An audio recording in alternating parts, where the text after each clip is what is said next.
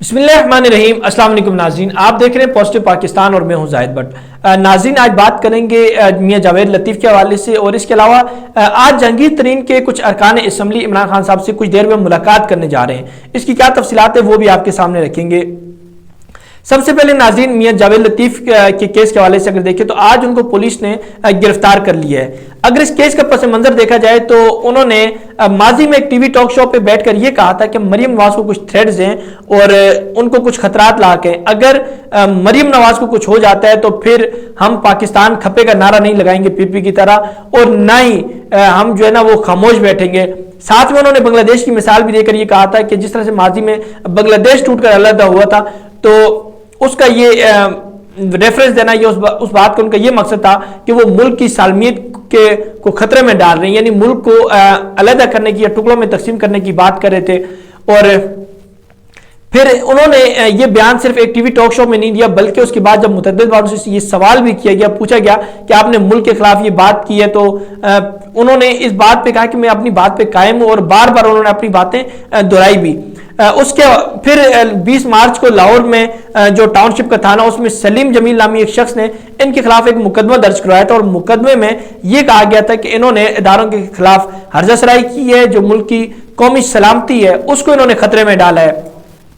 फिर साथ में इन्होंने ये कहा था कि जो नून लीग की और पीपल्स पार्टी के कारकुन हैं उनमें भी इन्होंने नफरत फैलाई है और मुल्क में इन्होंने फसाद बर्पा करने की कोशिश की है। तो इस मुकदमे के बाद फिर मियां जावेद लतीफ ने लाहौर हाई कोर्ट में एक दरख्वास्त दायर की थी और इस मुकदमे को चैलेंज किया था।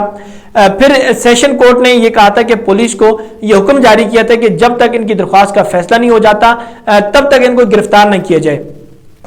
लेकिन आज इनकी दरख्वास्त का फैसला आ गया और फिर इनको लाहौर से गिरफ्तार कर लिया गया। अब ये जो एक कागजी शेर है या जो नून लीग के लोग हैं, अब ये एक तरफ मुल्क है, दूसरी तरफ जमात है, तो फिर इनको सोचना चाहिए कि ये इस मुल्क के लिए बेहतर सोचते हैं या अपनी जमात के लिए। कि इनकी जमात में तो ये औकात है कि नून लीग ने एक लिस्ट जारी करके उसमें उन लोगों के नाम शामिल किए हैं जो टॉक शो में जिनको जाने की इजाजत होगी, लेकिन उसमें शाहिद खाकान आवासी का नाम शामिल है, राना सनाउल्लाह है, मरियम औरंगजेब है, एहसन इकबाल है, मुसद्दिक मलिक है, इस तरह बड़े बड़े नून लीग के दीगर लोग शामिल हैं। लेकिन उस लिस्ट में जावेद लतीफ का नाम शामिल करना भी नून लीग ने गवारा नहीं समझा, और फिर ये उसी नून लीग को डिफेंड करते हैं, उसी मरियम नवाज को और अपने उन कायदीन को, शरीफ खानदान को डिफेंड करते हैं और इस मुल्क के खिलाफ बातें करते हैं। इस मुल्क का खाने के बाद फिर इस मुल्क की असम्बली से जहां से तनख्वाहें लेते हैं, मराहत लेते हैं, ये लोग उसी असम्बली के खिलाफ, उन्हीं इदारों के खिलाफ ये बातें करते हैं। खैर, आज इनको फिर इसी हवाले से इनकी दरख्वास्त जब खारिज हुई और उसके बाद इनको अब पुलिस ने गिरफ्तार कर लिया और अब इनको सलाखों के पीछे बंद कर दिया जाए। दूसरी जानिब जो जहांगीर तरीन का मामला है, उनके आज तकरीबन 35 अरकान असम्बली जो हैं वो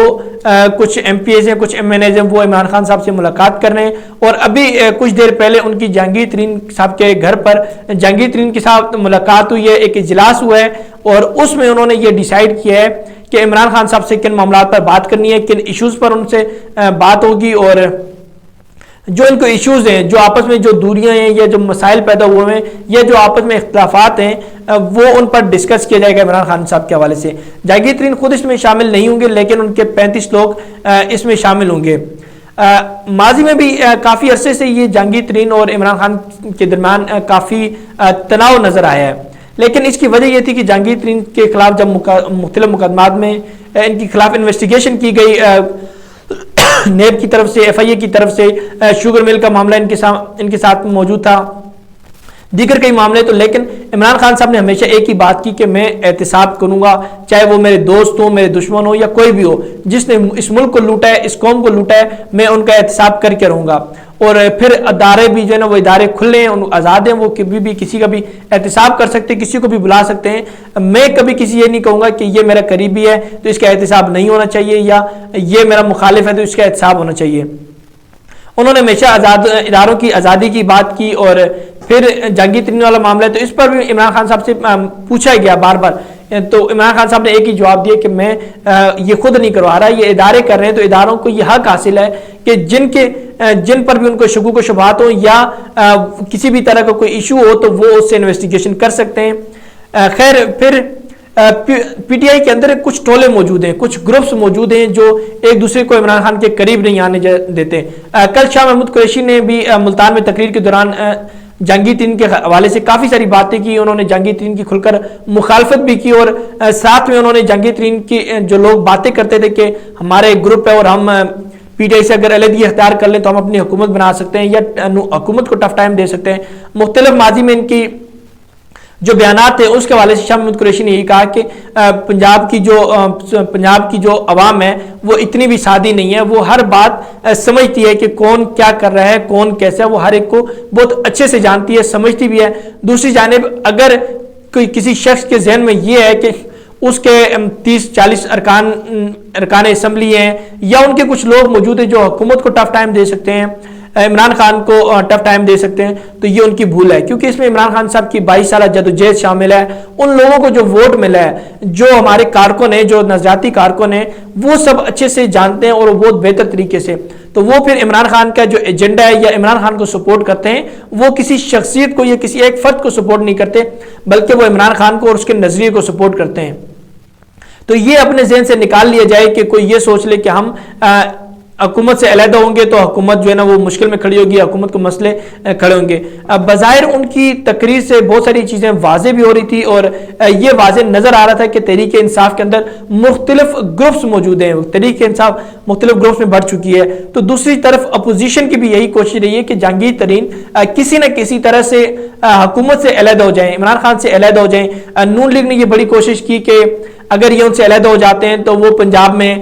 نون لیگ کی حمایت کر کے نون لیگ کی حکومت بنانے کی کوشش کر سکتی ہے. پیپلز پارٹی نے بھی یہی کوشش کی کہ جہاں ایک طرف پیپلز پارٹی پنجاب میں ختم ہو گئی ہے, ان کی سیاست کا کچومر نکل چکا ہے, تو دوسری جانب انہوں نے یہ بھی کوشش کی کہ جہانگیر ترین کا اگر معاملہ ان کے ساتھ سارٹ آؤٹ ہو جاتا ہے, اگر جہانگیر ترین کا عمران خان سے اختلاف بڑھ جاتا ہے اور وہ حکومت سے علیحدہ ہو جاتے ہیں, تو وہ پیپلز پارٹی میں اگر شمولیت اختیار کریں گے تو جنوبی پنجاب میں پیپلز پارٹی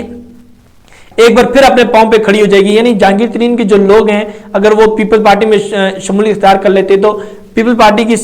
جو سیاست ہے وہ کافی حد تک بہتر ہو جائے گی. لیکن جہانگیر ترین نے پھر جو ہے نا وہ صبر کا مظاہرہ کیا اور استقامت کا مظاہرہ کر کے جہانگیر ترین نے بار بار یہی کہا کہ اختلافات ہو سکتے ہیں لیکن یہ معاملے اتنے بھی سنجیدہ نہیں ہے یا اتنی بھی کوئی ایشوز نہیں ہے کہ ہم جو ہے نا وہ ایک دوسرے کے ساتھ علیحدگی اختیار کر لیں یا میں حکومت سے کہیں علیحدہ نہیں ہو رہا. میرا عمران خان صاحب سے